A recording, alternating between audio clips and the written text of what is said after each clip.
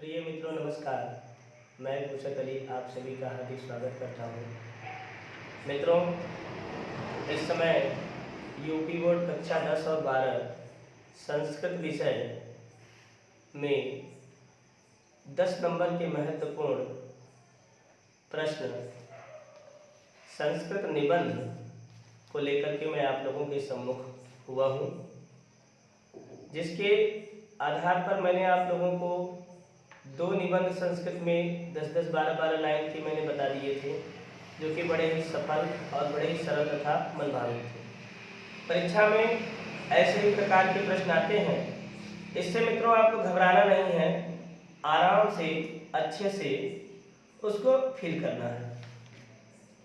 आज मैं आप लोगों के सम्मुख एक नए विषय निबंध को लेकर के प्रस्तुत हुआ हूँ। इसका नाम है परोपकार। परोपकार का मतलब होता है परधन उपकार इज इक्वल टू परोपकार, अर्थात पर मतलब दूसरे के ऊपर, उपकार का मतलब होता है एहसान करना ही नहीं, दूसरे की सहायता करना भी परोपकार होता है। उपकार का मतलब तो एहसान होता ही है, लेकिन आज का जमाना बदल गया है। एहसान का मतलब सहायता, मदद, हेल्प। तो परधन उपकार परोपकार। आइए परोपकार जैसे एक महान शब्द पर हम लोग थोड़ा सा पढ़ते हैं। पहला देखिए लिखा है परोपकार एक दिव्य गुण अस्ति। परोपकार एक बहुत ही बड़ा और बहुत ही महत्वपूर्ण एक दिव्य गुण है, अलौकिक गुण है परोपकार, और वाकई में होना भी चाहिए, क्योंकि हर एक व्यक्ति परोपकारी नहीं होता और हर एक व्यक्ति के ऊपर परोपकार किया भी नहीं जा सकता, लेकिन फिर भी परोपकार एक दिव्य गुण अस्ति। परोपकार एक प्रकार का दिव्य गुण है। दूसरा है परेशान उपकरणमेव परोपकार कथ्यते। दूसरे के ऊपर प्रयोग करना, दूसरे की सहायता करना ही परोपकार कहा जाता है। तीसरा पॉइंट देखिए लिखा है, बहुत ही सरल और बहुत ही छोटे वाक्यों को लेकर के आप लोगों के सम्मुख उपस्थित हुआ हूँ, जिसे आप लोग अच्छे से पढ़ें और परीक्षा में लिखें। और विद्यार्थियों, मित्रों, सहपाठियों, आप सभी लोगों को यह जानकारी होनी चाहिए, एक एक वाक्य आपको एक एक नंबर परीक्षा में देगा। निश्चित रूप से आप ध्यान दीजिएगा। तीसरा है परोपकरणम पुण्यप्रदम कार्यम अस्ति। परोपकार एक पुण्यकारी, एक पुण्यशाली कार्य होता है। चौथा है यह जना परोपकारी भवति सह सदैव सुखम अनुभवति। जो व्यक्ति परोपकारी होता है, जो व्यक्ति न्यायशील होता है, जो व्यक्ति दूसरों की मदद करना चाहता है, जो व्यक्ति दूसरों की सहायता करता है, यह जना परोपकारी भवति सह सदैव सुखम अनुभवति। वह सदैव हमेशा हमेशा सुख का अनुभव करता है। दूसरे दीन दुखियों की मदद करना, दूसरों की सहायता करना ही परोपकार कहलाता है। और जो व्यक्ति परोपकारी होता है वह सदैव सुख का अनुभव करता है। पांचवा देखिए लिखा है सताम जनानाम संपत्ति परोपकाराय एव भवति। जो सत व्यक्ति होते हैं, जो सज्जन व्यक्ति होते हैं, परोपकार ही उनका सबसे बड़ा धन होता है।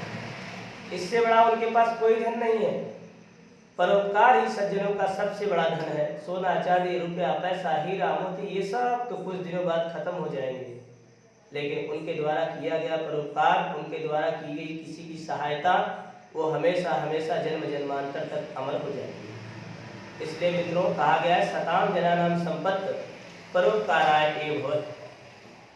सज्जन व्यक्तियों का, अच्छे व्यक्तियों का, बेहतर व्यक्तियों का सबसे बड़ा धन परोपकार रूपी धन होता है। दूसरों की सहायता करना ही उनका सबसे बड़ा धन होता है। छठा देखिए लिखा है परोपकारेण स्वार्थम विहाय उपकरणम आचरन्ति।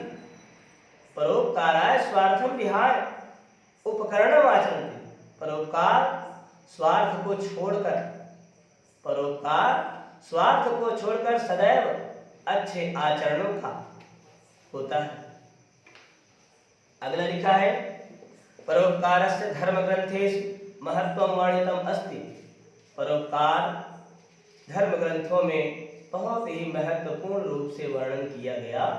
परोपकार का परोपकार के रूप में या परोपकार धर्म ग्रंथों में, परोपकार के रूप में या परोपकार धर्म ग्रंथों में महत्वपूर्ण रूप से वर्णन किया गया। अनेन गुणेन मानव यश लभते, यह अनेक प्रकार के मानव का यश का गान करता है। यह मनुष्य के तमाम प्रकार की प्रसिद्धियों में चार चांद लगाता है। परोपकार संसारे सुखस्य प्रतिष्ठा परोपकारणेव अस्ति, संसार में सुख की सबसे बड़ी प्रतिष्ठा, सुख का सबसे बड़ा सम्मान परोपकार से ही होता है। आगे लिखा है वयमपि परोपकारणं भवेम, इसलिए हम सभी को परोपकारी होना चाहिए, इसलिए हम सभी को परोपकारी होना होगा। तो मित्रों, ये आप लोगों के सम्मुख मात्र 5 मिनट के अपने छोटे से व्याख्यान में आप लोगों को मैं 10 नंबर के महत्वपूर्ण टॉपिक परोपकार पर निबंध परीक्षा में आता है। 10 मिनट का 10 वाक्य का निबंध होता है। 10 वाक्य लिखो और 10 नंबर आप पाओ। कक्षा 10 के विद्यार्थियों से 8 लाइन पूछेगा इस साल और उसके लिए आप लोगों को 5 नंबर दिया जाएगा। तो प्रिय मित्रों, आप सभी लोगों को परोपकार के विषय में अच्छी से जानकारी हो गई होगी। आप लोग इसे रिवीजन कीजिएगा, कॉपी पे बार बार याद करके लिखिएगा। बहुत मज़ा आने वाला है जब परीक्षा में परोपकार जैसा निबंध फंसेगा और आप लिखते रहेंगे। तो एक बार मुझे दिमाग में जरूर रखेंगे कि गुरु जी ने बताया था और फंसा है, लिख रहे हैं। परोपकार में नहीं आया विद्या पे याद कर लीजिएगा, विद्या पे नहीं आया सदाचार पे याद करना ही है। 5 निबंध आप तैयार किए रहिए, आपकी गाड़ी एकदम झूम जाएगी। तब तक के लिए सभी मित्रों को धन्यवाद। जल्द से जल्द मैं आप लोगों के सम्मुख 5वां निबंध लेकर के प्रस्तुत हूँ।